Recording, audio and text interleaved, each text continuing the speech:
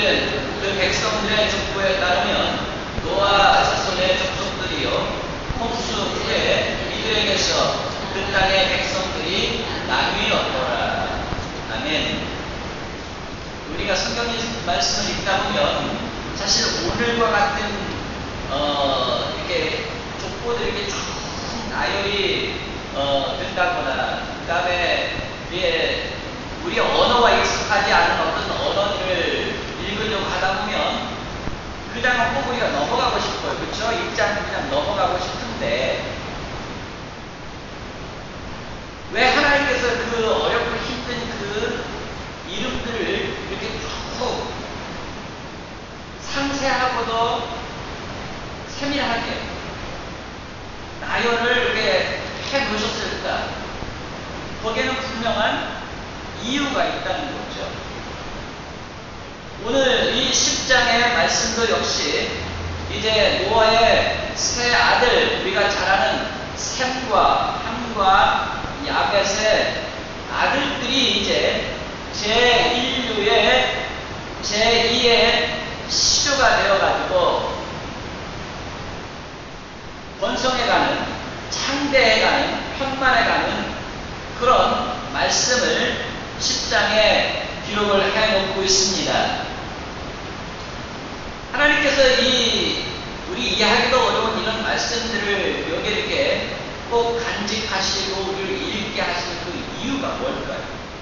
어려운 말씀이고 이해하기 힘든 말씀을 불구하고 이 말씀을 읽게 하고 이 말씀을 통해서 우리에게 무엇인가 메시지를 주시기를 원하시는 그 이유가 뭘까요?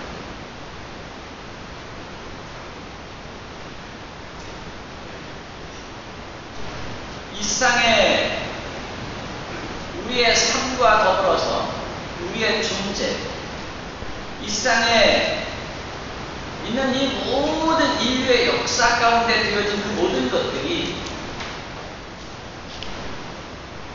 우연히 되어진 것이 하나도 없고 사람의 계획대로 되어진 것도 아니고 오직 하나님의 주권과 계획과 품칙 가운데 오늘 우리가 말씀 속에서 보는 것처럼 족속들도 생겨나게 되어지고 나라들도 생겨나게 되어지고 나라의 경계도 정해지게 되어지고 이 언어들도 다양하게 생겨나게 되어졌다 하는 것을 이 말씀을 통해서 우리에게 말씀하고 있는 것입니다. 그러니까 이 모든 인류의 역사에 하나님이 중심에 계신다 하는 것을 보여주고 있는 것입니다.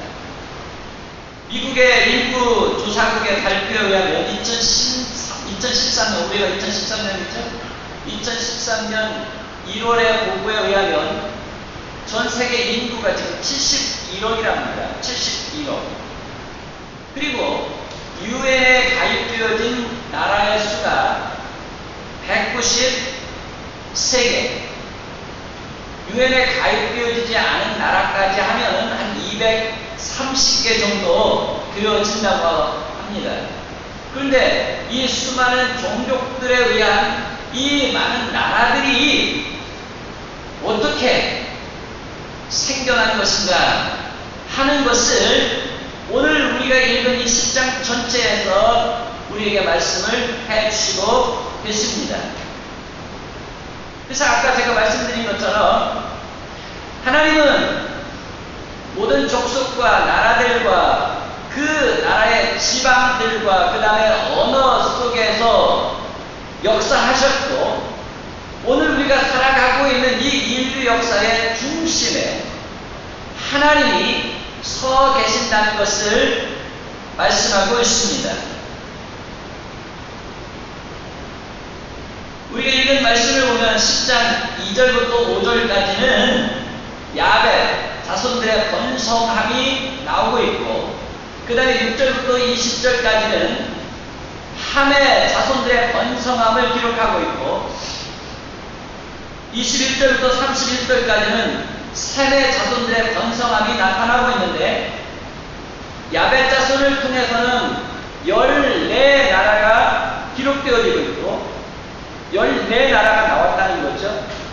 그 다음에 함의 자손들을 통해서는 30개의 나라가 나오고 셈의 자손들을 통해서는 26개의 나라들이 나왔다고 지금 말씀을 하고 있습니다. 그래서 고합 70개의 나라가 이 노아의